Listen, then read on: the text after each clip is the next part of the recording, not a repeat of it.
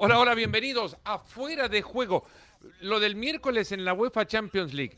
1620 minutos de fútbol más los agregados, que eso no me puse a contarlos. 18 partidos todos a la misma hora. 27 horas continuas si nos ponemos a ver cada uno de los 18 partidos uno detrás del otro. 27 horas continuas. ¿Saben lo que es eso? Que el fútbol mismo está mandando a la gente a ver solo los highlights. Arrancamos Fuera de Juego.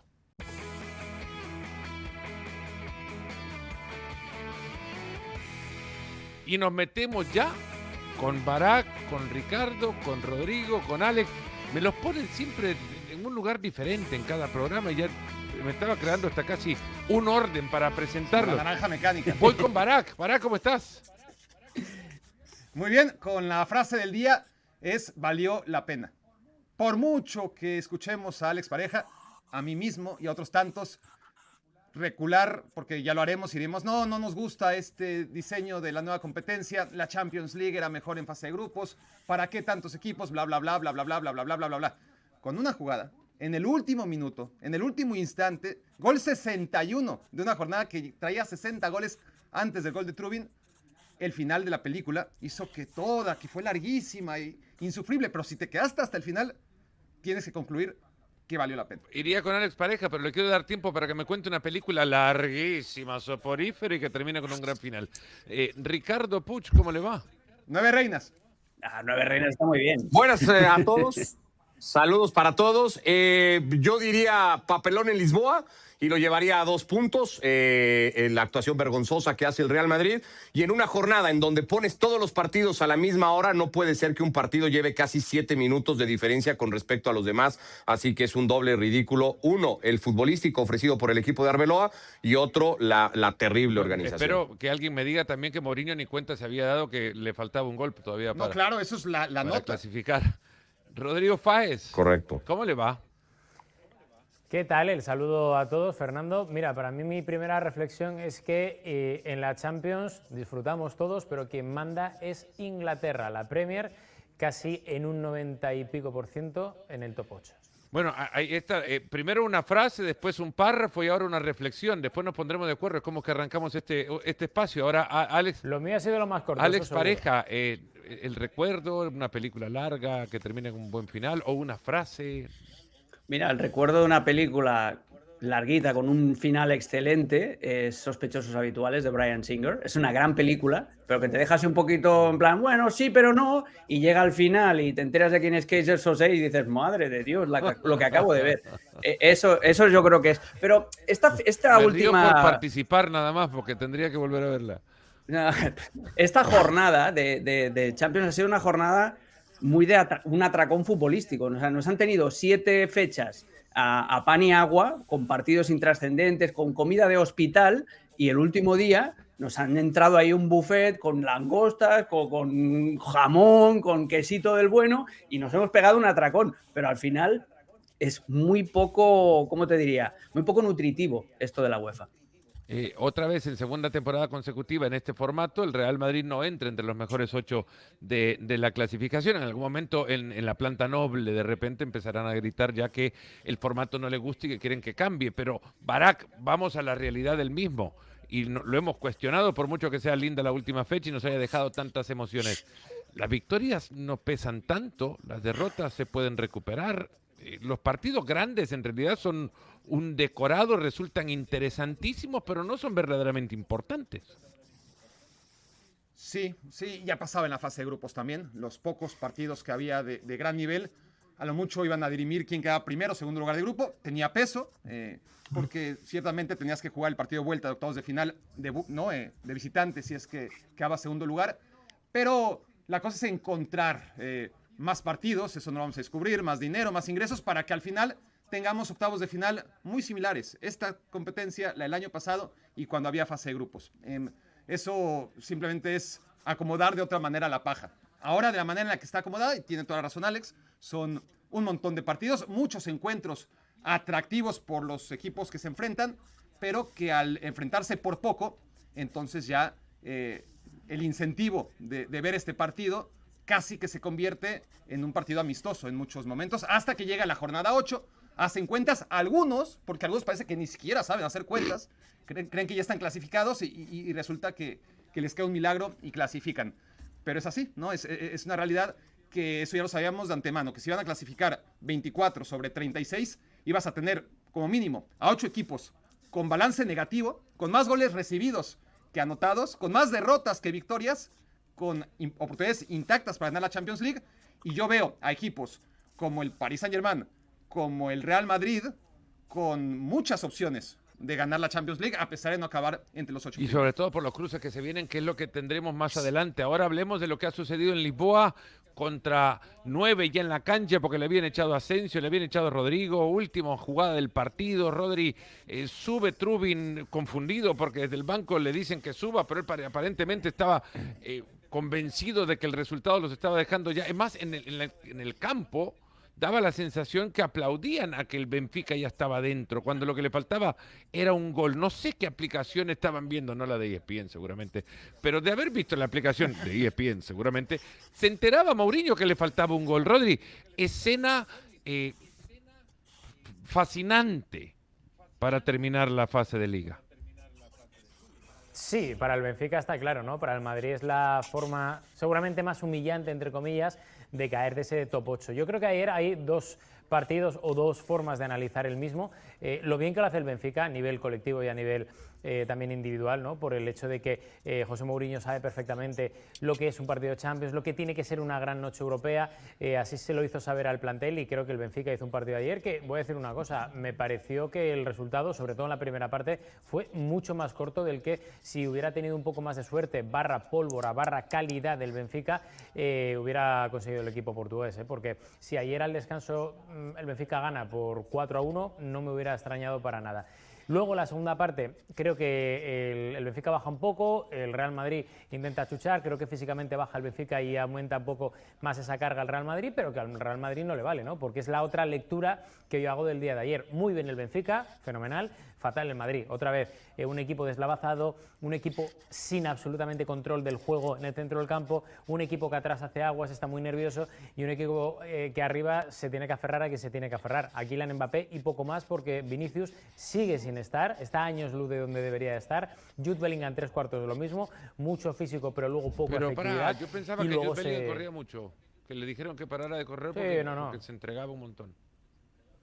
Lo que tiene que hacer Jude Bellingham es centrarse un poco más en el juego, intentar mejorar, y lo que haga a nivel de esfuerzos, ya sea a nivel de kilómetros recorrido o a nivel de pases realizados, que tengan un sentido, que es lo que yo creo que no ha conseguido durante todo este año y durante toda la temporada pasada, porque luego se dedica a contestarnos en sus aplicaciones para fans y demás, pero lo que tiene que hacer es estar a la altura de los 133 millones de euros que el Real Madrid ha pagado por él, que es lo que de verdad seguramente... Decía, ha jugado fatal y demás, Rodrigo Fáez, muchos de ustedes en los comentarios estarán diciendo, no, pero ¿cómo es posible que Rodrigo Fáez esté antimadridista? Le estarán llamando porque ha dicho... Bueno, escuchen a Kylian Mbappé, o mejor dicho, esto es lo que ha dicho Kylian Mbappé, no lo van a escuchar, se lo voy a leer yo. Es verdad que hemos jugado fatal, ahora le pueden escribir Mbappé si quieren. Y lo tenemos que cambiar porque así no se puede. No podemos estar un día sí y otro no. Eso no es un equipo campeón. Nos falta un poco de todo. Y acá creo que hay una clave sobre lo que hizo creer al Real Madrid y al madridismo sobre todo, que los 3 partidos que habían ganado con Arbeloa eran ya una mejoría. No es solo actitud ni solo fútbol, es un problema general. Alex, a mí en un momento me daba la sensación de estar viendo un equipo de una liga, un equipo inferior, ni siquiera de cualquier liga, un equipo, de una liga inferior, lo diré así. Jugadores que recibían la pelota y le roban, a Mastantuono, por ejemplo, le roban una pelota de espalda. Vinicius, uno de los goles del Benfica, se genera a partir de una pérdida de pelota de Vinicius porque recibió y muy laxo en el traslado de la pelota.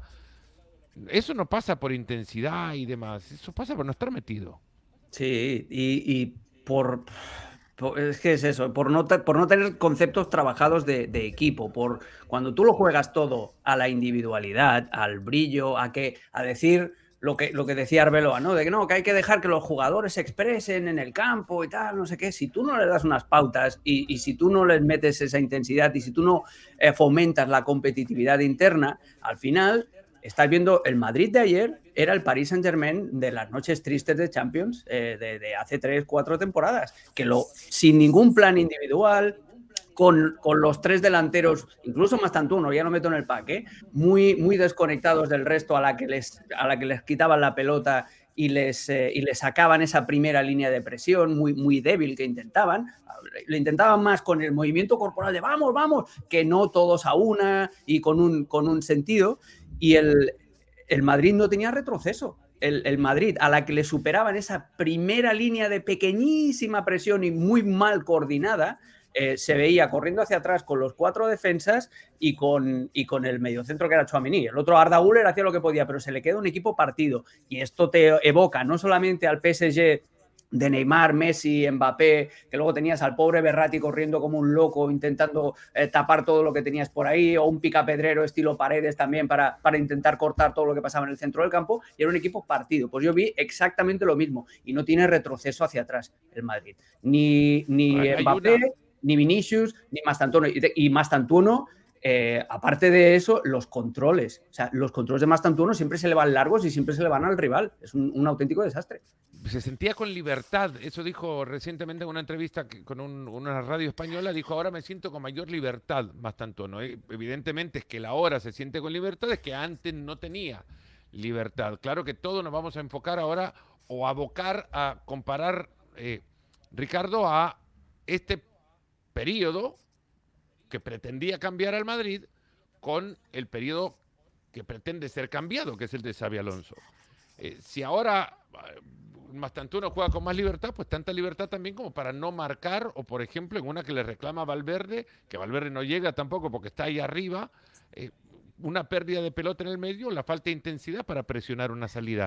Y luego, hablando de salida, sale Arda Güler de la cancha y Arda Güler protesta por el cambio. Y la imagen creo que queda marcada, Ricardo, como para pensar que Arbeloa está perdiendo control o que no lo tuvo o que en realidad acá los jugadores quieren hacer lo que quieren hacer porque Güler reclama que le sacan de la cancha. Pero es la consecuencia creo yo, del mensaje que quiso venir a dar a Arbeloa para pasar de la libertad del futbolista al libertinaje absoluto, ¿no? Ustedes hagan lo que quieran, como si fueran un grupo de amigos que se juntan a jugar un domingo y bueno, juguemos a ver, y el que quiera correr, corre, y el que no quiera, no corre, y no defendamos. Abandonó a Carreras en el partido, fue un espanto ver la facilidad con la que le atacaban al Real Madrid por el costado de Carreras y la nula solidaridad de cualquier compañero para venir a hacer un recorrido defensivo y ayudar un poquito en la marca. Pero si tu entrenador dice que determinados futbolistas no están para perseguir al rival y para correr hacia atrás, y ese es el mensaje, e insiste en decir que lo que quiere es ver bailar a tu futbolista y que viene y baile, y que viene y baile, y que se la pase bien, como si fuera una fiesta y no un partido de fútbol profesional, pues la consecuencia es lo que vimos todos el día de ayer en el Estadio de la Luz. Un papelón. Yo sí creo que producto de esta condición que tiene el futbolista ahora, que le han permitido tener al futbolista del Real Madrid, pero que ha impulsado su entrenador y que no sé cómo va a corregir ahora, porque no sé cómo va a cambiar ahora el discurso. ¿Qué les va a decir Arbeloa? Oiga, ¿no saben qué? Que al final sí hay que correr un poquito más, bueno, ojo, que al final sí hay que meter como les pedía que metieran Xabi Alonso. Más que ningún otro partido de la Champions League en esta temporada. Han corrido mucho más. Y no sé si los números de la UEFA están correctos. Me parece que la dimensión o la diferencia que existe entre los 141 kilómetros que dice el sitio oficial de la UEFA ha corrido el Madrid como lo colectivo en este partido, que son 22 kilómetros más que el partido en el que más había corrido el Madrid antes. Y me parece muchísimo. ¿Quiere decir que no es 114? No sé si están... las mediciones dan 141 kilómetros. Sí, bueno, lo que pasa es que en el primer tiempo tuvieron que perseguir varias veces a los futbolistas del Benfica. Ahí sumaron un montón de kilómetros, ¿no? Persiguiéndolos por los costados. Eso ya, de nuevo, la relación se mantiene, que el Madrid corre menos que su rival, pero no todo pasa por correr para que al final. Pasa por saber cómo. No es cuánto, sino el cómo. Y se le veía correr, como dice Ricardo, muchas veces detrás de los jugadores del Benfica. El cómo es importante. Las estadísticas te pueden guiar y siempre lo decimos. Nuestro productor puede tomar tiempos y ay, por algo, favor, pero esas la patadas de realidad abogado no siempre corresponde a lo que muestran las estadísticas. por ejemplo, las sensaciones, hay que guiarse mucho más de las sensaciones y luego sí, quizás respaldarlas con elementos estadísticos.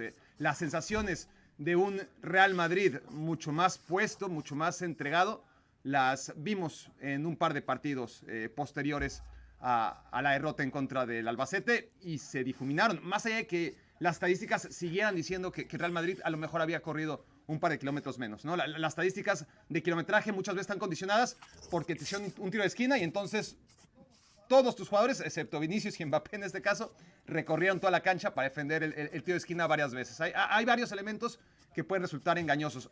De lo que hay que fiarse es de la sensación. Y así como muchos, yo oía y no daba mucho crédito, hablaban maravillas del Real Madrid en contra del Villarreal. Y yo lo que veía era un Villarreal que no fue oposición en ningún momento, que no puso intensidad, que no puso precisión, que no fue un rival para el Real Madrid, por más que llegara otra vez con las estadísticas de ser tercer lugar de la Liga Española. A la mera hora, cuando ves a un Real Madrid implicado, se nota. Se nota. Lo que pasa es que dura muy poco y siempre tenemos que llegar a la misma conclusión cuando lo vemos, que son muy pocas veces, que el chiste no es hacerlo en un partido, es hacerlo al siguiente y luego al que viene después. Claro, esa Y fue es la algo que el Madrid no ha hecho nunca. ¿Y por qué no lo ha hecho nunca? Porque así ha ganado Eso mucho. generaba, Ese es el gran problema del Real Madrid. generaba como una gran interrogante y después del Clásico. El Clásico había sido un partido para plantear a un Madrid, Rodri, dirigiéndose a otro destino. A uno el que ya empezaba a mostrar un sello de identidad. Partido saboteado por Vinicius y todo lo que quieran, pero digo, por lo que hizo al final, pero porque el Madrid jugó como un equipo verdaderamente. Pero lo que cuestionábamos entonces era buenísimo. Ahora, ¿cómo lo vas a hacer en los siguientes partidos? Eso es lo que vale, no ese ejemplo. Ni tampoco vale hacerlo porque estás perseguido por los silbidos de tu estadio. Te van a encender un partido, los silbidos. Y los silbidos quizás, Rodri, los pueden volver a escuchar en el siguiente compromiso. Sí. No, los van a volver a escuchar 100% porque la gente está muy caliente, muy enfadada. Más que nada porque el aficionado del Real Madrid se pregunta una cosa importante. Dice, lo de Villarreal, que se vio un equipo mucho mejor, ¿fue más mérito del Madrid o de mérito del Villarreal? ¿Fue un espejismo de cara a lo que venía viendo el aficionado del Real Madrid durante toda la temporada? Y es el problema, ¿no? Arbeloa para mí es de los últimos culpables de lo que está ocurriendo, obviamente, porque es el último en llegar, pero es que creo que precisamente en ese momento al que nos retrotraías ahora mismo, Fernando, cuando ocurre lo que ocurre con Vinicius en el Clásico, en esa segunda parte, es donde para mí hay el punto de inflexión de esta temporada por parte del Real Madrid. Y es un punto de inflexión que empieza y termina en una sola persona, con nombre y apellido, que se llama Florentino Pérez. Para mí es el mejor presidente de la historia del Real Madrid. Para mí no hay duda en ese aspecto, porque creo que está incluso por encima de Santiago Bernabéu. Pero está haciendo unas cosas en los últimos años que es lamentable. Y hay que decirlo abiertamente. No pasa nada por decir que está a castañas con absolutamente todos los organismos del fútbol mundial. Que fue un fracaso lo de la Superliga, es un fracaso también y un escándalo lo del Santiago Bernabéu, el tema de los conciertos, lo del ruido, y ojo porque no va a haber más conciertos en Santiago Bernabéu, lo de los parques alrededor del estadio, lo del cambio de infraestructura dentro del Real Madrid, que por cierto voy a decir una cosa que no sé si se ha publicado o no, pero de momento no hay fecha para esa junta extraordinaria donde parte de los socios del Real Madrid tendrían que aprobar esa mini conversión de un porcentaje del Real Madrid en sociedad anónima deportiva. Bueno, al final eso son muchas cosas que terminan en una cosa que le ha salvado siempre a Florentino Pérez, que es lo que ocurre en el césped. Pero justo ahí, y volviendo otra vez a lo de Vinicius en el Clásico, Florentino Pérez demostró, primero, que no confía en ningún proyecto, da igual que se llama Xavi Alonso o como si se llama Rodrigo, Alex, Barak o Fernando, pero no confía en ningún proyecto ni en ningún entrenador. A él le vale que alguien le haga sus alineaciones y le valen los entrenadores como Arbeloa, como Ancelotti o como Zidane. No le vale ninguno más, porque Klopp no va a venir al Real Madrid porque va a querer hacer lo mismo que Xavi Alonso.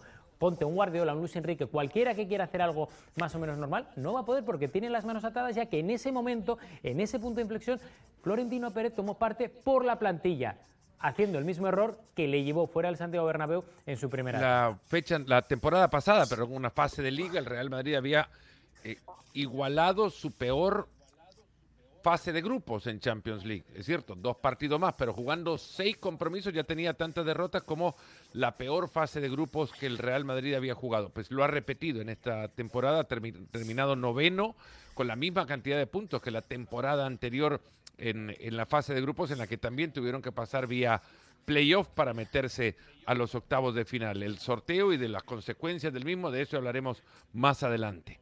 Ahora al Barcelona, un equipo que ha terminado quinto en la fase de liga con 3 puntos menos que la temporada anterior, en la que fue segundo detrás del Liverpool y que el sorteo le puede deparar quizá un castigo en ciernes, ya lo hablaremos. Un Barça que le ha ganado 4-1 al Copenhague, pero creo, Alex, deja al margen de la diferencia en el marcador. Si Barak decía esto no es de estadísticas, sino de sensaciones, la sensación de que no es un equipo que defienda tan bien como para considerarlo como gran candidato. 14 goles en la fase de liga. Sí, lleva 11 partidos seguidos. Lleva 11 partidos seguidos encajando. Te generan una oportunidad a los primeros segundos de partido, otra vez, como te sucedió en Anoeta.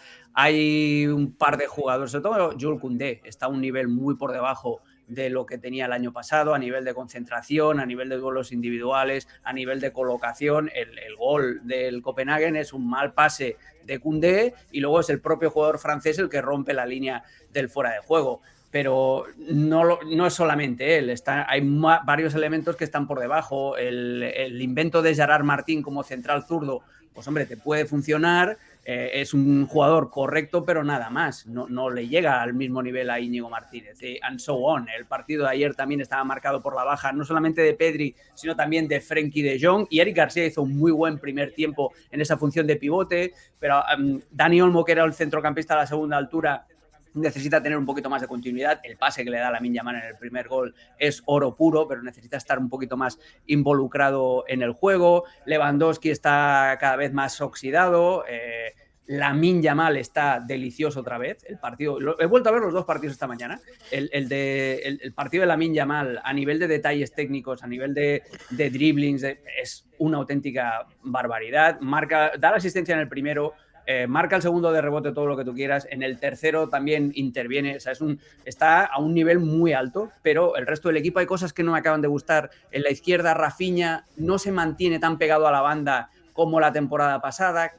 Estaba muy cerca de Lewandowski y eso les cortaba espacio y les hacía hacer un juego previsible en la banda izquierda con Valde subiendo, pero hay que encontrar el timing para hacer esos movimientos, si no te vuelves muy previsible. Pero sí, en el caso defensivo, sobre todo, es que ya no es la típica jugada en banda que centras y que tienes ahí al delantero rival, que también lo probó muy bien el Copenhague, ¿eh? En la segunda parte tiene una muy parecida, pero ya es las pérdidas en zonas interiores y los pases ya filtrados por dentro, que era algo que al Barça rara vez le hacían el año pasado.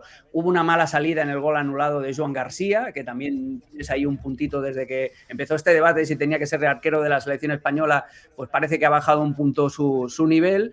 Pero bueno, el Barça lo que necesitaba era ganar y hacerlo sin Pedri y sin Frenkie de Jong en un equipo que basa su potencial en el centro del campo, pues tampoco era del todo fácil. Me gustó mucho el Copenhague, la manera en que tenía de jugar. Me encantó el hijo de Larsson y el partido que hizo el Eunusi, el ya veterano jugador noruego, me encantó también por dentro. Pero es un Barcelona, Ricardo, que si bien son 14 goles en contra en los primeros 8 partidos de esta fase, de esta Champions League, es un gol más de lo que recibió en los primeros 8 de la temporada anterior en la Champions League. Las sensaciones de la temporada anterior a esta son diferentes y es por ahí por donde pasa el punto flaco. Un equipo que sigue recibiendo ocasiones muy claras, si no goles también, de pelota parada, que le cuesta muchísimo defenderlo. Es cierto, clasifica, es el único español en clasificar, pero ¿cuánto te convence? A ver, creo que ha bajado a día de hoy un escalón de lo que este Barça tenía la temporada pasada. Creo que el aspecto defensivo se explica y lo hemos explicado desde el principio de la temporada, porque el Barça perdió al que era el mejor central de la temporada pasada. Mira que a Cubarsí lo hemos llenado de elogios muchas veces, pero Íñigo Martínez era en este equipo una pieza clave, fundamental, y que rendía a un nivel que no ha encontrado con ninguna otra pareja hasta ahora Hansi Flick, y creo yo que ahí está. El Barça es el equipo, el sexto equipo que más goles recibió de los 24 que se clasifican, entre playoff y directos. Es un dato que tendría que alarmar a Hansi Flick. El tema es que otra vez, volviendo a sensaciones, es un equipo que te da la sensación que en cualquier momento va a marcar, que de medio campo hacia adelante sigue teniendo mucho talento, y eso que no termina por tener a un centro delantero del todo fino, porque pues Lewandowski es Lewandowski, pero no es el Lewandowski de unos años. Rafinha y Lamine están en niveles extraordinarios, pierde a un futbolista todo talentoso y a su cerebro como Pedri, y con todo y eso encuentra formas para seguir generando un montón. Y luego tiene futbolistas de la banca, y yo creo que hay que hablar del segundo tiempo que hace Marc Bernal, que además le hace justicia a todo el talento, a la paciencia, a la recuperación, otra vez a la Masía, a la cantera, a la ideología, a un montón de cosas que podríamos poner sobre la mesa. Creo que Marc Bernal ayer lo refleja con el segundo tiempo que hace, para mí el mejor de la cancha probablemente. Y ahí está el Barça. A mí, una cosa positiva que me deja este formato es esto, ¿no? Este morbo de decir, bueno, los equipos se esfuerzan por clasificarse directo y quitarse 2 partidos de encima, y luego le va a pasar al Barça lo que le pasó al Atlético la temporada pasada. El premio de ir directo es que al Barça le caiga con toda probabilidad o el Newcastle o el Paris Saint-Germain en un cruce. Mira el Liverpool el año pasado, que quedan primeros y como premio tienen enfrentarse al PSG. El partido no es tan grande ahora para los primeros o segundos. Arsenal, Bayern Múnich, ya de eso estaremos hablando en un rato, pero Barak lo ha dicho, Hansi Flick, si lo leemos, ha dicho prácticamente mucho de lo que acá se ha mencionado ya, pero sobre todo rescato lo que Ricardo mencionaba por el ingreso de Bernal, quizás, no sé, coincidencia o causalidad. La segunda parte ha sido genial, dice Flick. Hemos insistido en jugar demasiado por dentro, teníamos que hacerlo por fuera, a la mención de lo que Rafinha no juega tanto pegado a la banda, y luego arranca hablando de los problemas defensivos de este equipo, que de nuevo te deja con esa sensación de que no se puede confiar del todo en lo que tiene el Barcelona. Sí, parece más corifista que el que dirigió Johan Cruyff, ¿no? En las decisiones que va tomando, una alineación en la que, claro, necesitaba ganar, sabía del poderío, por lo menos de la amenaza de un equipo agresivo como el Copenhagen. Igualmente sale con las bajas que tenía, obviamente, pero con Olmo y con Fermín y con Lamine y con Rafinha y con Lewandowski. Y está claro que quiere potenciar y que quiere que le salgan las cuentas, teniendo el mejor ataque del mundo. Quiere tener al mejor equipo del mundo. Seguramente tiene el mejor ataque del mundo. Luego, si nos vamos a las estadísticas, el aburridísimo, entre comillas, los que no estén viendo, Arsenal metió más goles, ¿no? que el Barcelona en esta primera fase. Pero salvo el Arsenal, el Barça metió más goles que ninguno. Luego está el tema de la fragilidad del equipo. Que sea el equipo que mejor ataca, porque claramente tú comparas a lo que te hace Rafinha, lo que te hace Lamine Yamal, lo que te hace Fermín, lo que te hace Ferran, Lewandowski, con lo que hacen los jugadores del Arsenal, por hablar del equipo que ganó todos los partidos. En el ataque, pues el Barça es un equipo con más arsenal, que para el término, que el propio Arsenal. El tema es que no es un equipo equilibrado, ¿no? No lo es, no lo era la temporada pasada, y las cuentas le van a salir en la mayoría de los partidos. Es probable que gane la Liga, es probable que gane la Copa del Rey, y también es probable que tropiece con la misma piedra cuando se enfrente a un equipo que lo pueda castigar, como lo castigó el Inter de Milán la temporada pasada. Yo no veo a este Barça necesariamente peor que la temporada pasada. Ahí está su quinto lugar contra el segundo de la temporada pasada, algo nos dice, pero yo creo que es sobre todo la sensación de, a ver, un equipo ha de evolucionar, ¿no? El primer año era muy bueno, este año sigue siendo muy bueno, pero el primer año tenía el factor sorpresa, nadie esperaba que fuera tan bueno, y el segundo año uno espera naturalmente que un proyecto evolucione, que en lo que fallaba mejore, y este Barça no ha mejorado. Y este Barcelona, Rodri, que comanda la tabla en la Liga, está metido como el único equipo con clasificación directa del fútbol español, también metido en la Copa del Rey, eso sí, y ante ello el calendario que le obligará, si es que logra superar al Albacete, a jugar 2 partidos de semifinales, pero que luchó por llegar acá, donde tampoco mucho se le daba por estar entre los mejores 8. Hay que recordar que estaba 3 fechas atrás, con la necesidad de ganar los 3 partidos que tenía por delante para meterse. Sí, es que yo creo que el Barça esta temporada es un poco más pragmático que el de la campaña pasada, ¿no? Incluso en la Liga mejoraron mucho los rendimientos a nivel de puntaje de la campaña pasada, a pesar de que las sensaciones no son tan, digamos, plásticas, ¿no? Como el año anterior. Pero yo creo que sí, estoy de acuerdo contigo, Fernando, en el sentido de que nadie apostaba para que el Barça pudiera colarse entre los 8 primeros, ¿no? Por eso seguramente esa última jornada de locura, ¿no? En la que el Real Madrid cae, cuando todo el mundo pensaba que el Real Madrid ya tenía asegurado ese puesto entre los 8 mejores, etcétera, etcétera. Fíjate también el Paris Saint-Germain, que con un gol y una victoria por la mínima también se hubiera apado al top 8, pero se queda como la temporada pasada relegado a ese segundo vagón, ¿no? Lo que está claro es que el Barça esta temporada estoy con lo que decía Alex, creo que sufre demasiado atrás, creo que no hay una figura imponente, importante, que intente adecuar todos los esfuerzos defensivos y que haga que esos esfuerzos defensivos se puedan plasmar en los números. Es un lastre para mí y es lo que seguramente o mejora Hansi Flick, porque eso lo sabe perfectamente el alemán, o creo que es lo que le puede imposibilitar al Barça para luchar por grandes cosas a nivel europeo, porque de momento en la Liga más o menos, y digo más o menos porque tan solo lleva un punto de diferencia frente a un Real Madrid que otra temporada más está fatal, pero es un punto de diferencia, veremos a ver cómo termina. Pero yo creo que en la Champions le cuesta mucho, si no mejorar. Y el calendario, como ya lo veíamos, no pinta el mejor, incluso siendo el quinto clasificado con las perspectivas de rivales que se vienen por delante. Un Barcelona que se metió entre los mejores 8, gracias a que había un partido que sostenía la llave para abrirle la puerta a todos, y la llave la dejaron ahí perdida y se le abrió la puerta a varios equipos, al Barça sobre todo. París Saint-Germain, Newcastle terminaron 1-1, había ganador en ese partido y se les esfumaban las posibilidades a algunos. París Saint-Germain, líder de la liga francesa, no es novedad, la ha recuperado el liderato igual, vigente campeón, dueño de todos los títulos menos del Mundial de Clubes, llevado a la paridad ante el noveno de la tabla de la Premier League, que consigue el Newcastle robarle puntos en su campo al mismísimo PSG. Newcastle se queda fuera de los mejores 8 también, porque no logra ganar el partido. Pero termina siendo como una anomalía del resultado de los equipos ingleses en la temporada de Champions League.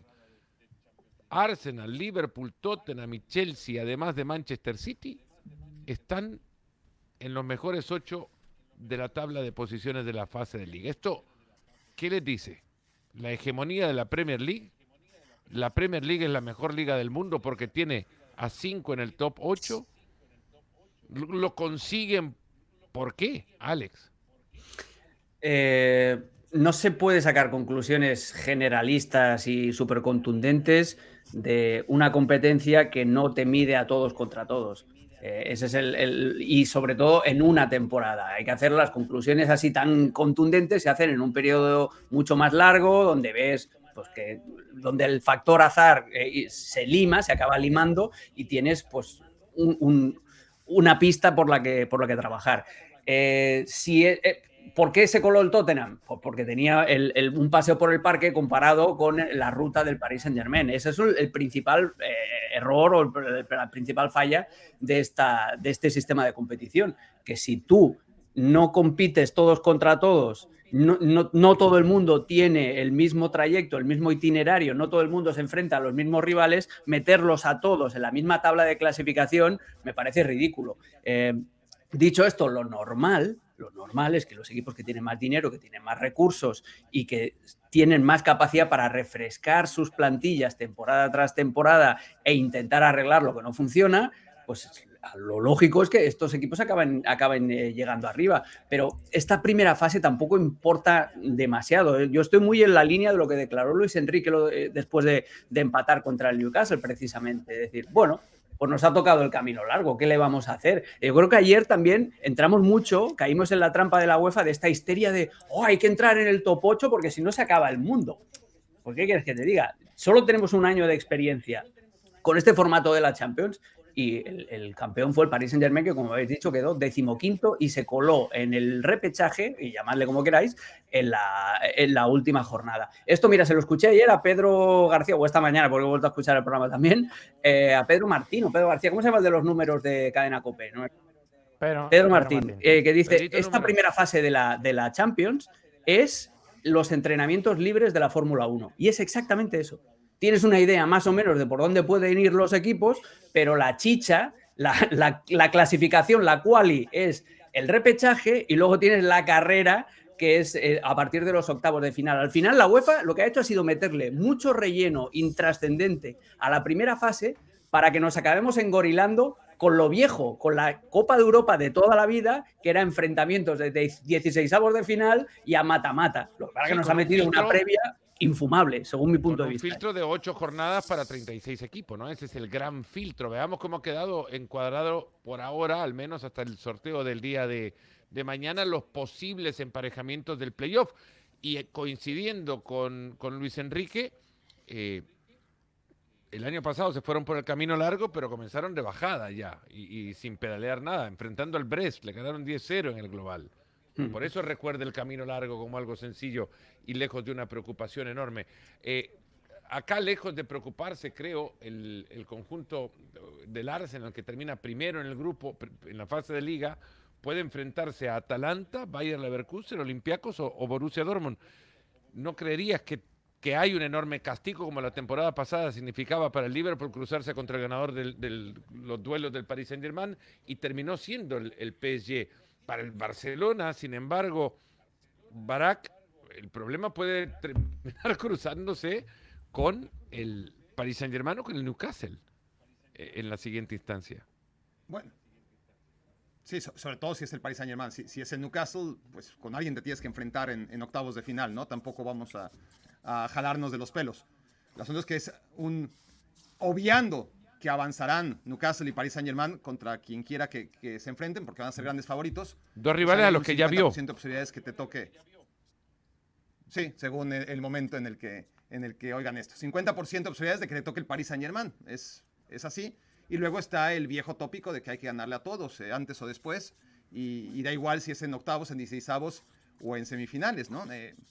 Es un asunto que ya pasaba antes, en la fase de grupos. Tampoco nos engañemos y pensemos que eso no pasaba. Un equipo de los fuertes quedaba segundo lugar de su grupo y a ti como primer lugar, había veces que hasta decíamos, ¿no? Mira, el bombo de los hagan memoria, de los segundos lugares viene más fuerte que el de los primeros lugares. Pues ¿cuántas veces caía el Madrid en el segundo bombo? Un montón. Exacto. Era especialista, ¿no? En ganar de visitante cada ronda porque era lo único que te afectaba quedar segundo lugar de grupo. Ahora, retomando un poco lo que dice Alex, que sí estoy de acuerdo en muchas cosas, pero al final no puede ser accidente y es así, o sea, aunque solamente sean 8 partidos y haya margen de error, hay 9 equipos que claramente tienen un presupuesto mucho mayor al resto en el mundo. Son el Bayern Múnich, el Paris Saint-Germain, el Barcelona, el Real Madrid y 5 ingleses, de los cuales el Manchester United no está en la Champions League. Nos quedan 8. De esos 8, 6 están en los octavos de final de manera directa. Acabaron entre los 8 primeros de la Champions League. Los que no alcanzaron a acabar quedaron ahí cerquita, el Paris Saint-Germain y el Real Madrid. Claramente es un tema de dinero y la Premier League tiene a los equipos que más gastan. Es una liga que paga sobreprecio por futbolistas que en otras ligas pagarían la mitad por ellos y al final acaba con los mejores jugadores, los mejores entrenadores, los mejores directivos, directores deportivos. Y lo normal es esto, de hecho se tardó, ¿no? Lo indignante es que la Premier League la temporada pasada solamente metiera a 2 entre los 8 primeros. Para lo que gasta todos los años, para cómo desmantela a la Serie a la Bundesliga y a la Liga Española, año sí, año también, pues es que esto es lo que hay que exigirle a la Premier League, que meta siempre a 5 equipos. Siempre existirá una teoría, bueno, un argumento para soportar la teoría, Ricardo. Al final puede ser también la teoría que la dinámica de juego en la Premier League, si la trasladas a Europa, supera con regularidad la dinámica de juego a la que con frecuencia enfrentan los grandes equipos de otras ligas.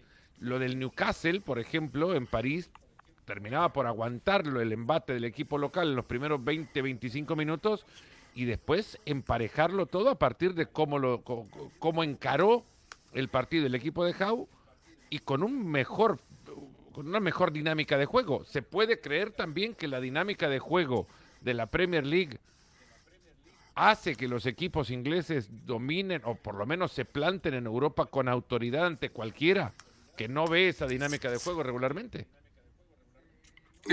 No, yo me resisto a creerlo. Por cierto, reporta Dan que el cronómetro acaba de reventar después de la última intervención de Barak.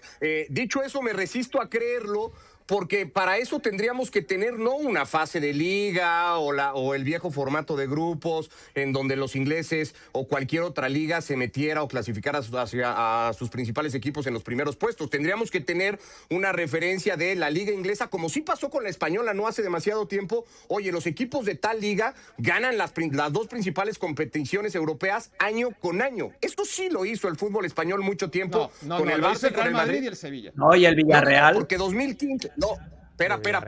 Pero de 2015, espérame, Barak, de 2015 que gana el Barcelona, en la Champions de Luis Enrique, y si extiendes el periodo ganador del Madrid de Zidane, te encuentras un periodo muy dominante de Champions de un lustro, de 5 años, que se combinan con títulos también de clubes españoles en Europa League. Ese periodo no lo hemos visto en Inglaterra. Ha sido mucho más intermitente en Inglaterra. Yo quiero ver, por poner a 3 equipos que se meten en zona de playoff, el 9, el 10 y el 11, que son el Madrid, el París y el Inter de Milán, agarremos a 4 o a 5 de los que van directos, y ¿cuántos van a ser favoritos en un hipotético cruce contra estos 3 que no están entre los primeros 8? El propio Newcastle o cualquier otro, el Sporting, que está metido entre los 8, ¿va a ser favorito contra estos 3 equipos?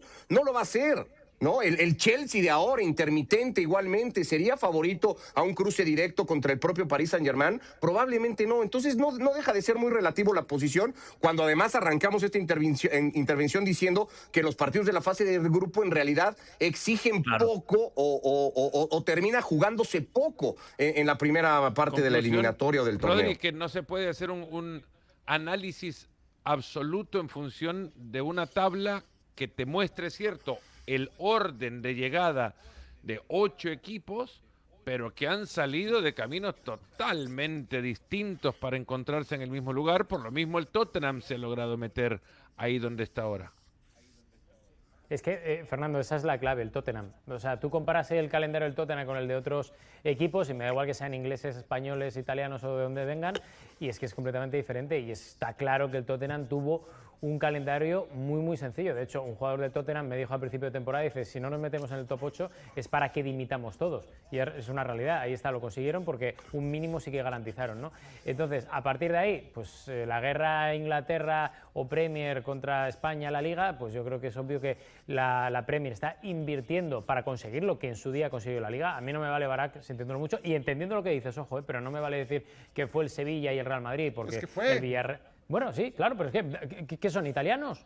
Sí, el Betis jugó la final de la Conference. Que supo dominar la Europa League, claro, de una manera muy meritoria, pero era un equipo, y que luego el Villarreal la ganó una vez. Pues sí, el Villarreal la ganó una vez. Bueno, pues que aparezca uno de los equipos ingleses. Claro, es que aparezca uno de los equipos ingleses tan dominantes. Que aparezca uno de los equipos ingleses tan dominantes y gane 3 años seguidos la Champions o 3 años seguidos la Europa League. Si son tan buenos y tan superiores al resto. Siendo abogado del diablo, en la Premier sí que es cierto que lo que pasa es que los proyectos duran poco, pero la Premier ha tenido 4 campeones de Champions distintos en los últimos, ¿qué te gusta? 6, 7 años. La ha ganado el Liverpool, la ha ganado el City, la ha ganado el Chelsea, ¿no? Me estoy dejando a alguien también. Sí, pero es que Alex ha tenido al Tottenham subcampeón. Por inversión lo normal es que gane siempre Inglaterra. Pero es que por inversión lo normal es que gane siempre Inglaterra, porque están teniendo muchos más millones y están teniendo muchísima más inversión que cualquiera. Hemos visto esta semana que el Alavés se ha tenido que deshacer de Vicente, que es su jugador franquicia, porque un segunda división de la parte baja de Inglaterra ha metido 8 millones de euros. Es normal que Inglaterra esté ahí, pero es que no lo consiguen, no tienen un equipo o digamos, 2, 3 equipos, como sí que ha tenido España, que ha tenido una hegemonía continuada en el tiempo en los últimos 10 años, cosa que España sí que ha tenido. ¿No te pareció, Push, Rodri, que el Manchester City, aún ganando una Champions League, un equipo súper dominador, de su liga. De su liga. De repente, si analizamos partidos, cruces, sí, los perdió, por eso ganó una sola Champions. Pero la sensación es, el Manchester City es el gran favorito para ganar la Champions este año, y este año también, y este año también. Y luego es fútbol, y a veces sí, a veces no. Y el City lo ganó una sola vez. Pero no vas a decir que el Real Madrid, ganando 3, o 4, o 5, o 6, ha sido más dominante en el día a día que el Manchester City, porque no lo fue.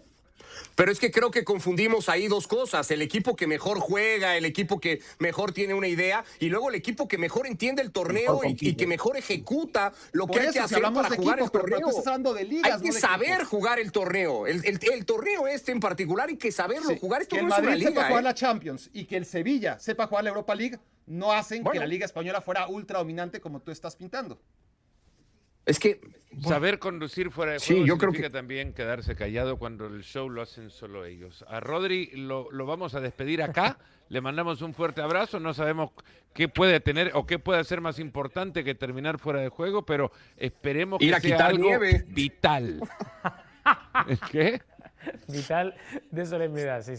No, voy a quitar nieve, Fantástico, siempre que sea la construcción de la cuenta de Instagram, todo merece la pena. Nos tendrías que haber dicho antes y te despedíamos más temprano también. Hombre, no, había que escuchar a Para ver cómo un gallego vive en el frío de Connecticut, revisen la cuenta de Instagram de Rodrigo Fáez. Y así por Rodri, ahora entra Alexis Martín Tamayo con números y datos del fin de semana. Alexis, veníamos discutiendo sobre la hegemonía de la Premier League porque ha metido 5 equipos entre los mejores 8 de la tabla. No dudo que tenés algo que decir al respecto. ¿Qué tal? Buenas tardes a todos. No hay nada que decir, es así. Opa. Es muy obvio. Es muy obvio y no es solamente una cosa de esta temporada, es algo que se viene viendo ya desde hace bastante tiempo y he estado escuchando un poco el argumento que esgrimía, creo que era Ricardo, sobre lo dominante que ha sido el Real Madrid en la Champions y sobre la cantidad de títulos que han ganado los equipos españoles en los últimos años. Pues sí, pues es verdad. Por eso en los años en los que pasaba eso, pues la Liga podía ser más dominante que la Premier League, pero es que eso ya no pasa. Entonces, no tiene. Es como decir que la selección de Brasil es muy dominante ahora porque es la que más mundiales ha ganado en los últimos 50 años, pero es que no tiene nada que ver. O sea, realmente no estamos hablando de lo que ha pasado en los últimos 50 años en el fútbol, estamos hablando de lo que está pasando ahora, de lo que está pasando últimamente, y no solamente que han metido a 5 equipos los ingleses, sino también en los duelos directos con los equipos españoles han ganado todos los partidos menos uno, el que ganó el Barça en Newcastle, y creo que ahora mismo la diferencia que hay entre la Premier League y el resto de ligas, no solo la española, el resto de ligas es abismal. O sea, es que no hay color. Hoy día es la única que puede darse el lujo de decir que en su liga va a tener un duelo entre equipos de los mejores 8 de la Champions League. Caso como el que el fin de semana tiene ahora al Tottenham recibiendo al Manchester City. El Tottenham, que está por echar a su técnico, aunque se metió en el top 8, otra vez, porque su posición en la Premier League no es convincente. Numeritos de este partido en el estadio del Tottenham, ¿no? Que tiene una curiosidad. ¿Ustedes sabían que White Hart Lane lo demolieron, construyeron al lado el estadio del Tottenham, y el concreto que extrajeron de la vieja construcción de White Hart Lane lo trituraron para luego mezclarlo y convertirlo, utilizarlo como material para la construcción de los pasillos del estadio? Tiene fama el dueño, tenía fama de tacaño el dueño del Tottenham, pero esto ya es batir el récord. Ahora sigue teniendo. Pero es romanticismo. Es muy bueno eso, o sea, caminar sobre lo que era antes la estructura del estadio viejo. Y pusieron al gallito también. Eso sí. Alex, y numeritos. Bueno, el Tottenham es uno de esos equipos que, sin ser de los grandes de la Premier League, aunque se le suele incluir habitualmente en el Big Six, es de los que más problemas le suele plantear a Pep Guardiola. De hecho, solo hay 3 equipos en la carrera de Guardiola que le han ganado 10 veces, y uno de ellos es el Tottenham. Los otros 2, pues yo creo que la gente más o menos lo puede intuir, son el Liverpool y el Manchester United. En los últimos 4 duelos de Premier League entre estos 2 equipos, incluyendo además el de la primera vuelta, el Tottenham le ha ganado 3 partidos al Manchester City, y ahora podría conseguir el doblete, como ya consiguiera el Tottenham en la Premier League 21-22, en la que también le ganó los 2 partidos al Manchester City. Ganarle a Guardiola en una misma temporada los 2 partidos de Liga es algo muy poco habitual. Solamente lo han hecho 6 equipos: el Chelsea, el Manchester United, el Wolverhampton, el Tottenham, esa que hemos comentado, el Brentford y el Liverpool. Y ahora el Tottenham podría ser el primero en conseguirlo 2 veces. Si bien es cierto que en los últimos 4 duelos de Premier League entre estos 2 equipos ha habido 4 victorias visitantes y ni un solo gol local. Así que, bueno, vamos a ver qué sucede en este partido, como bien dices, entre 2 equipos del top 8 de la Champions. El City yo creo que se ha colado ahí un poquito casi de rondón, y el Tottenham se ha visto muy favorecido por un fantástico calendario que ha tenido, que es uno de los motivos por los que a Alex y a mí no nos gustaba esta Champions. No hablamos de la emoción de la última jornada, no hablamos de nada de eso. Hablamos un poco de la justicia del torneo, y no tiene mucho sentido que el Tottenham se enfrenta a quienes se ha enfrentado, que lo compares con quien se ha enfrentado, por ejemplo, el Paris Saint-Germain, y que luego los 2 vayan a parar a la misma clasificación. Es que eso rompe con lo que debe ser una competición deportiva, que es el equilibrio de fuerzas, y aquí pues eso no existe. Y ese es el principal motivo por el que a mí no me gusta este formato. Yo no hablo de que si, aparte de que haya muchos partidos, muchos de ellos intrascendentes, pero el principal motivo es ese, que es un formato formato que me parece injusto. Y una competición deportiva, lo primero que tiene que ser es justa. Bravo, bravo, Alexis. Dejamos espacio. Bravo. Alex Pareja aplaudiendo el comentario de Alexis. Quiero meterte en teorías conspiranoicas, Ricardo Puig. Se ha hablado mucho de la continuidad de Pep Guardiola después de esta temporada. Está suelto por ahí Xabi Alonso. Cuentan que cuando estaba en Leverkusen, Xabi Alonso tenía una cláusula en su contrato que se venía un equipo en el cual había jugado a buscarle, llámese Real Sociedad, que en algún momento sucedió y lo buscaron y no se dio la salida, porque Xabi al final no quiso. Real Madrid, Liverpool, Bayern Múnich, que él podía sentarse a negociar y el club le tendría que liberar con equipos con los que había jugado y otro equipo más con el que no había jugado fue incluido en la lista. El City. Estás poniendo palabras en mi boca, pero gracias por hacerlo. No sé, me cuesta imaginarme, Pero al ¿no? final Ha del sonado día, también si no mucho el quería nombre. Pep que pues, fuera al baño con la suya, ¿no le permite esto ir al baño con la suya? Sí, a ver, además de que hay una relación entre ellos, ¿no? De ese momento cuando coincidieron en el Bayern Múnich y Guardiola lo dirigió y Xavi quiso ir a ser dirigido por Pep. No sé si hayan hablado algo y si Guardiola lo vea como su gran sucesor o al tipo al que le podría heredar el proyecto que ha venido construyendo acá. A día de hoy yo sigo viendo más probable su involucramiento con el Liverpool, porque además hasta ahora me da la sensación, quienes lo conozcan más o lo tengan más cercano, Alexis y demás, podrán hablar mejor de esa parte de Alonso, pero me da la sensación que es un tipo muy, muy de raíces, de donde ha ido, de donde ha estado y que le llama o le tira, ¿no?, la posibilidad de volver a Anfield a dirigir a Liverpool, pero bueno, tampoco descartaría. Vamos al siguiente partido, si de Xabi Alonso hablamos, un futbolista que tuvo pocos Fernando, minutos. Antes de que pases al siguiente partido, yo escuché en su momento, y estoy un poco... Es que tengo dudas sobre el tema. Yo escuché en su momento que Maresca le había comunicado a los dueños Sí, es lo que del más suena, Chelsea, ¿no?, que había recibido una llamada del Manchester City. ¿Eso yo me lo he soñado o eso es cierto? No, eso es salió, cierto. surgió. Así fue. Pasó. Entonces, Y dicen, o se rumora que fue un detonante de Claro, su pues destitución, entonces que utilizó ese argumento para que le renovaran el Pero contrato. entonces está clarísimo que Guardiola se va a ir este año, ¿no? Vamos, No sé, 2 y 2. yo no sé, bueno, si no, ¿para qué, no si está no, ¿para qué claro quién llaman a va a llegar, Maresca? porque Bueno, por si acaso, ¿no? Es en plan, oye, te llamo, ¿cómo lo tendrías? Y tal, porque además Maresca ya fue ayudante de Guardiola, ya llevó a la sub-23 del City también. O sea, Bueno, que es en plan, oye, ¿qué? ¿Cómo lo tendrías? Si te llamáramos, ¿qué? Pero Eso ¿y tú yo creo crees que la cosa... Pero ¿y tú crees que Maresca, por si te llamamos, se va a jugar su puesto en el Chelsea? Lo del puesto No, pero- del Chelsea pasa por una diferencia muy fuerte que derivó por cómo publican en discusiones, a grito, o discusiones elevadas, no sé si gritaron o no, pero de fuera elevadas de tono por las decisiones en la compra de futbolistas.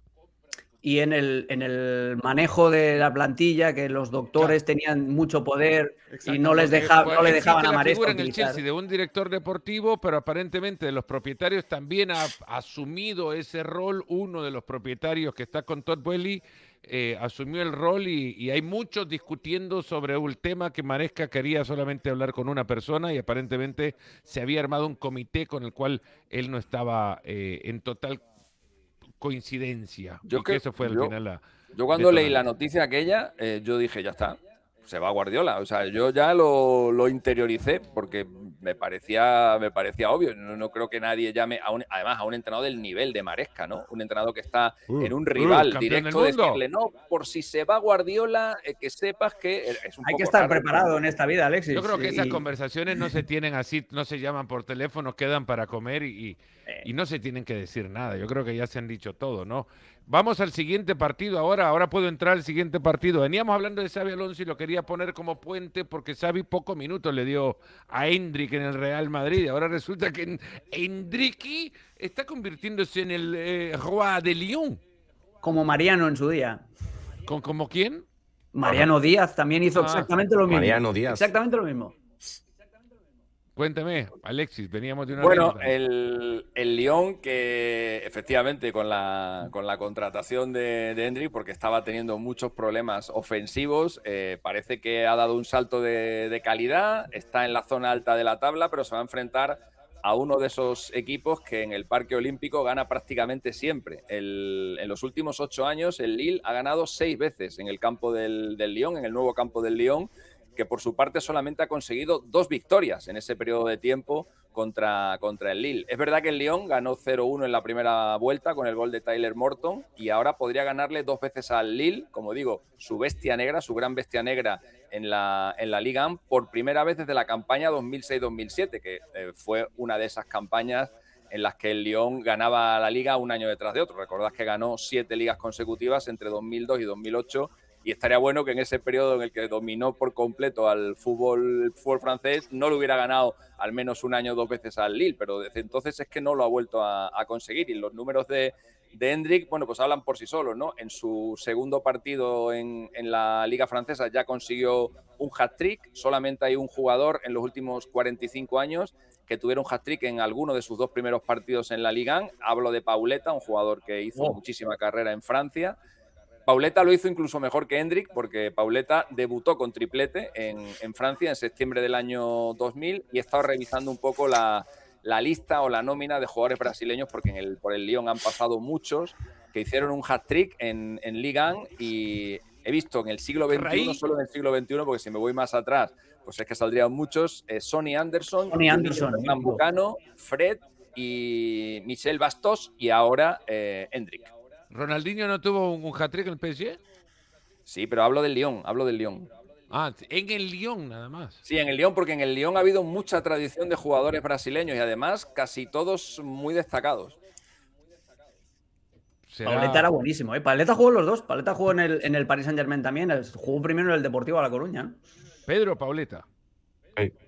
Sí, señor, un gran goleador portugués. ¿Lo ves Hendrick volviendo? Al Real Madrid no necesariamente, porque pues depende de muchos factores, pero tendrá que hacer más, mucho más de lo que está haciendo ahora mismo, y aún haciendo más, ahí están los ejemplos claros de Mariano, que queda muy en la memoria del Real Madrid. Otros como Memphis Depay, que su carrera claramente fue muy buena mientras estuvo en el Lyon, pero también podemos sacar la conclusión de que este Lyon, a diferencia del Lyon heptacampeón de Francia, no es parámetro, ¿no? Para triunfar en el Lyon y pensar que puedes triunfar en cualquier equipo. Para empezar, tendrá que triunfar en el Lyon, ¿no? Que lleva un mes, ojalá lo haga. Seguirá siendo joven durante muchos años todavía Hendrick, pero la puerta del Real Madrid se reabre pocas veces y cuando se reabre, si no eres canterano, difícil. Odegaard, por ejemplo, ¿no? Un caso similar. Lo intentaron, nunca fue Odegaard lo que acabó siendo en el Arsenal, ni lo que fue en la Real Sociedad, ni lo que fue cuando estuvo cedido en la Eredivisie. Y mi sensación con Hendrick, queriéndole dar el beneficio de la duda, es que va a pasar algo similar, que si ha de triunfar como futbolista, y no se lo niego, porque puede hacerlo, no me lo imagino triunfando en el Real Madrid. Mariano está apartado ahora en el Alavés, ¿eh? Sí, pero quiere acabar su contrato. Está apartado en el Alavés y acordaros lo que pasó en el verano, en la Copa Oro, que le prometió al seleccionador de República Dominicana que iba a ir, el seleccionador le guardó la plaza a él y a Junior Firpo no fue por lesión, pero Mariano no sabemos por qué no viajó a Estados Unidos. Mariano no fue porque dicen que tenía una oferta de un club importante que al final no se dio, terminó quedando en el Alavés sin faltarle respeto alguno al Alavés, ni mucho menos, pero que existía una oferta de un club importante y que por eso se guardaba. En Lyon está Hendrick. Lyon es la capital francesa de la gastronomía y creo que por gastronomía no se quedan para atrás ninguno de las dos ciudades de donde provienen los dos equipos que se van a enfrentar y que va a analizar Alexis en el siguiente cruce, el Derbi Vasco, Athletic Club ante la Real Sociedad, Alexis. Bueno, el partidazo. Estuvo bueno el puente ese, ¿no? Lyon, capital de la gastronomía. No sé si en Bilbao se come tan bien. Sí, el licenciado Poza. También como en San Sebastián.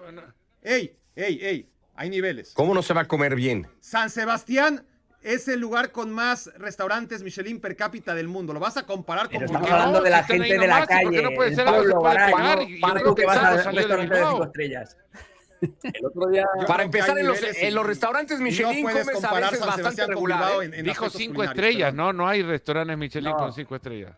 El otro día me pasaron una captura de una zona, creo que era en Cuenca, que tampoco es que sea una ciudad que pase por tener una una tradición culinaria brutal, pero lo curioso es que me pasaban, eran como 2 o 3 calles que se bifurcaban y en un espacio de, creo que era 1 kilómetro cuadrado o algo así, había 4 restaurantes con estrella Michelin.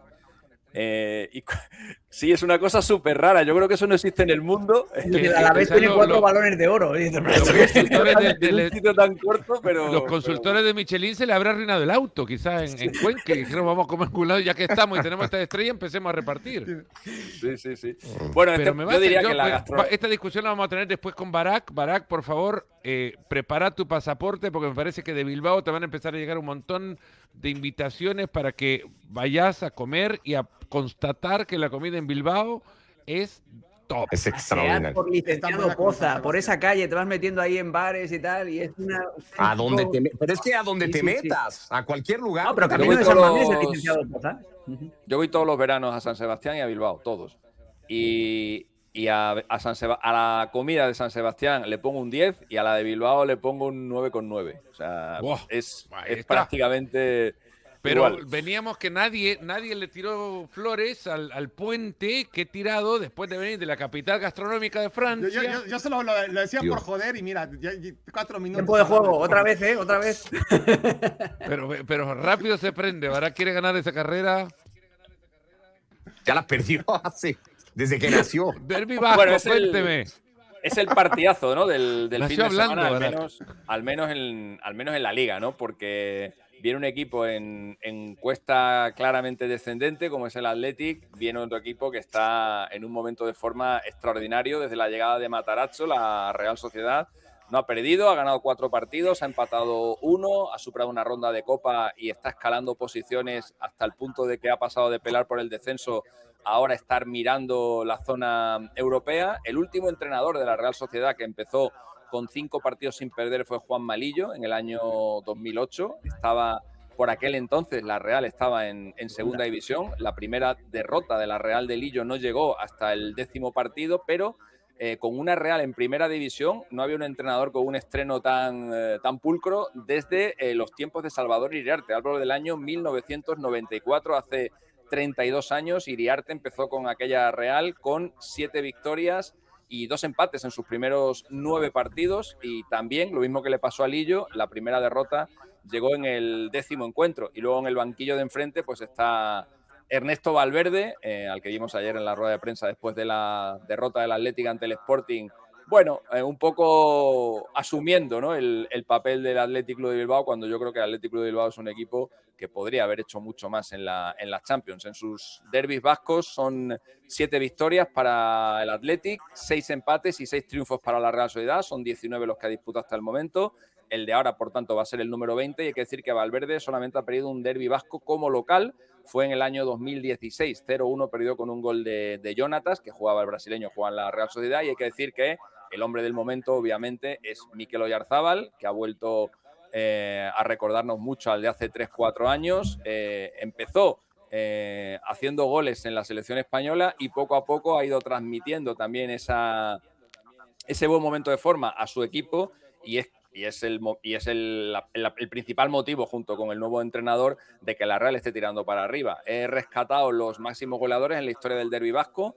Son Zarra, Gorostiza y Satrústegui, los 3 con 14 goles, y Oyarzábal lleva 8, así que está a 6 de convertirse en el máximo goleador del derbi vasco, en la historia del derbi vasco. Y hombre, yo creo que Oyarzábal no se va a ir nunca a la Real, si no se ha ido ya, con la cantidad de ofertas que ha tenido. Le quedan muchos años, le quedan muchos derbis, y creo que podría conseguir, no sé si igualar ese registro, o por lo menos acercarse. Aquella Real del 94 con Iriarte, la estrella era Meo Codro. Sí. Porque al año siguiente ficharía por el Barça, sí. El bosnio. Y un comentario aparte nada más, mencionó 2 veces a Juan Malillo, las 2 veces todo el set se puso de pie mientras mencionaban a Juan Malillo. Sí, todos nos hemos puesto de pie, ¿o no? Sí, lo que pasa es que yo en mi caso no se nota cuando me pongo de pie, pero sí. Exacto, liguistas hasta el final. Una última, Alexis, ¿Zarra fue el que le hizo gol de a la pérfida Albión? Sí, señor. ¿Cómo queda aquel partido? 0-1 ganó 0-1 ganó España. 0-1 ganó España. 1950. En 1950, Oye, en aquel mundial, históricos. Si vais a tener datos históricos, dejadme recomendar esto, que es mira, sí, un ese es buen libro. librazo. La guía poco práctica del fútbol español, de Miguel Gutiérrez, mítico, la libreta de Van Gaal, con Marañón también, con Carlos Marañón y con Antonio Pacheco, que tienen un podcast sensacional que se llama Saber y Empatar. Y aquí un montón de cositas, curiosidades históricas del fútbol español, todos y cada uno de los clubes que han pasado por Primera División. A ver, una curiosidad nomás que agarré así al voleo, una página, elige una página, Alex, con esa curiosidad nos despedimos.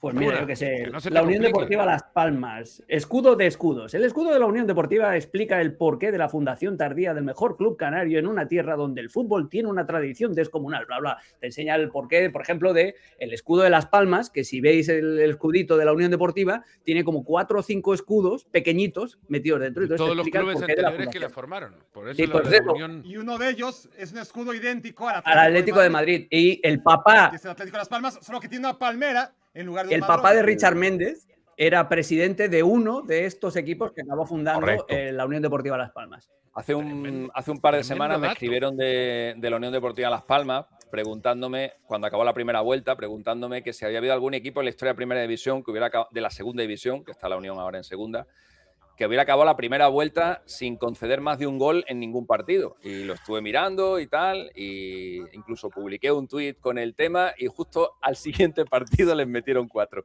Fue el día que jugaron contra el Racing de Santander y ahí se acabó la racha de la Unión Deportiva Las Palmas. Bueno, South Bay, les hizo aquí la también os digo saladísima. otra cosa, que a lo mejor no lo sabéis. ¿Os acordáis? Bueno, a Yefté ya le conoce todo el mundo, ¿no? A Yefté Betancor, ¿no? Sí. El jugador del Albacete que le metió los 2 goles al Real Madrid. Pues a Yefté le presenté yo en el Albacete. Me mandaron un... ¿Estás de agente de futbolistas ya? El jefe de prensa del Albacete me dijo, mira, tenemos a este jugador, lo vamos a presentar mañana, nos gustaría que hicieras una reseña del tal. Y me acuerdo que en el mes de agosto le grabé un vídeo a Yefté, que había jugado en el Badajoz.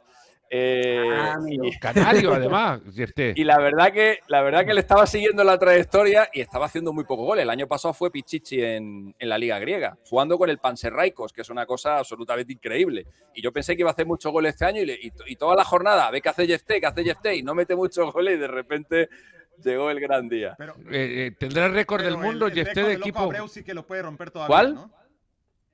El récord de Loco Abreu de Trotamundos. Eso iba a le queda, preguntar todavía ahora, le porque Yefté tiene todos los equipos los tiene sumados. Y Ya además juegan lo mucho. tendremos en ESPN, en la app de ESPN la próxima semana, cuando juegue en Barcelona de nuevo en el Carlos Belmonte, no de nuevo, en el Carlos Belmonte estaremos otra vez con la señal del partido de Copa del Rey próximo martes, Albacete-Barcelona. Es todo por un programa que creo que ha tenido menciones desde 9 reinas hasta Yefté, la confirmación de la sal de Alexis, ¿qué más? Mucho. La calidad de la gastronomía vasca. Por ejemplo, sí. Sí. Y el exceso de Barak en cada una de sus intervenciones. Con eso Ah, no te pero eso es puedo. novedad. Un fuerte abrazo.